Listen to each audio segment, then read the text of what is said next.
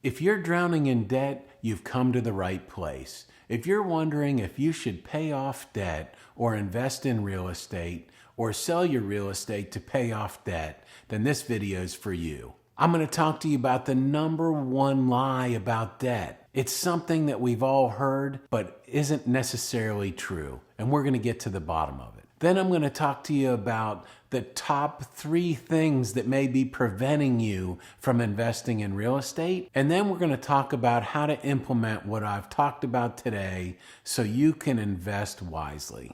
And lastly, we're going to take what we've talked about today and give you some real life solutions of how you can start maximizing your real estate investing.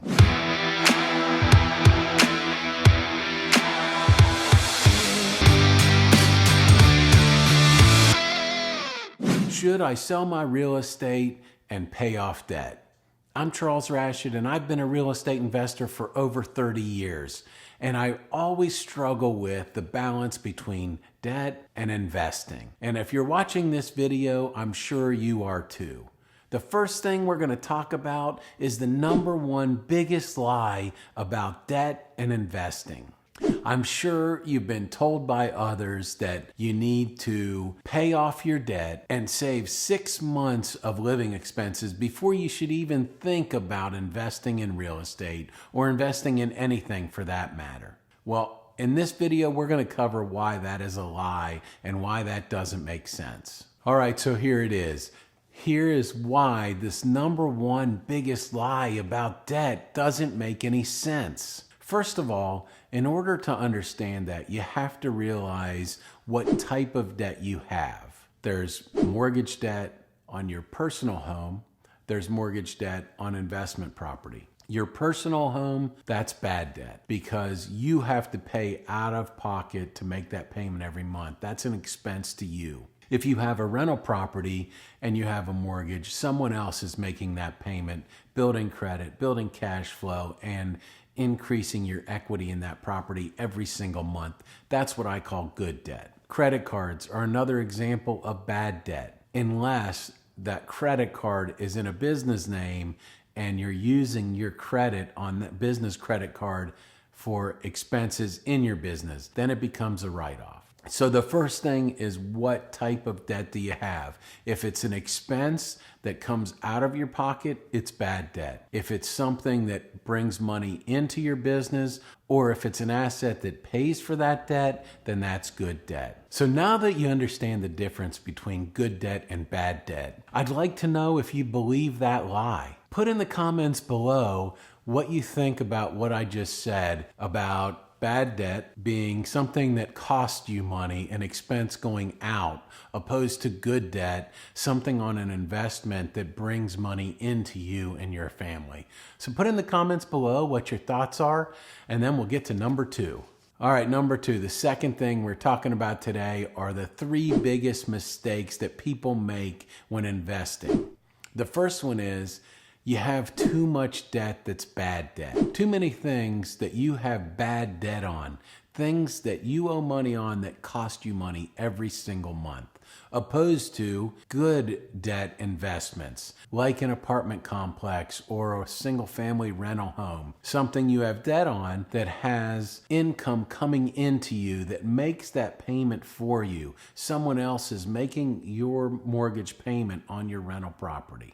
That's the first thing, that the biggest mistake people make. The second biggest mistake people make are feeling that they need to be completely out of debt before they start investing. Your parents have probably told you, don't get into debt, pay everything off, save 6 months of expenses, and then start investing. There's gurus all over the place that have that sentiment. I disagree with it. It is, first of all, a comfort level. If you stress out and can't live with any debt at all, if you lose sleep when you have too much debt, then you need to make sure that you're doing something that makes sense for you. Risk tolerance is a big part of this, but if you want to grow your financial success and invest in assets that are income generating, and you want to do that at an accelerated speed, then good debt leverage is the way to go. And real estate investing offers so many other benefits that I encourage you to do that. The third mistake that people make once they start paying down their bad debt is feeling like they can't get started until all that bad debt is paid off. Well, I'm here to tell you that once you get some good debt, you can use the income from that to start paying your bad debt off. So don't believe all the myths and don't make these top 3 mistakes. All right, before I get to the last thing, how to implement these secrets, don't forget to subscribe to my channel, click the notification bell so that you'll be notified every time I upload a video. I hope you're enjoying this content. I have so much experience in real estate investing and building wealth, and it's been a life changer for me and my family, and I'm sharing this with you because I love to see other people fulfill their dreams and live the lifestyle that they deserve. So click the subscribe button below. Okay, the third thing. So how do you implement what we've talked about today? Well, the first thing is you have to understand how you got here.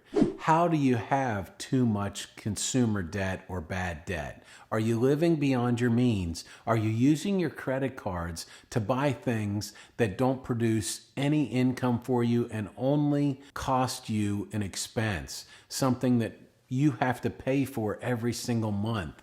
That's the first thing, understanding what got you there. So once you understand why you're in the position you're in, how do you fix it? I've done other videos on how to transfer personal debt to an LLC. I'll put the link somewhere in the description below or on the screen so you can watch that video. It goes into more depth about how to transfer personal debt to an LLC or to business debt. And this is a great way to fix your bad debt problem and get into good debt. The third thing that we're going to talk about today is now how do we implement this knowledge that you've learned on this video? Well, the first thing is to understand how you got where you are today. And that is usually people living beyond their means, spending more than you make, having a lifestyle that is more than what your income is. And that's why you get into bad debt. Bad debt, again, is things that cost you money every single month and don't bring any money into you,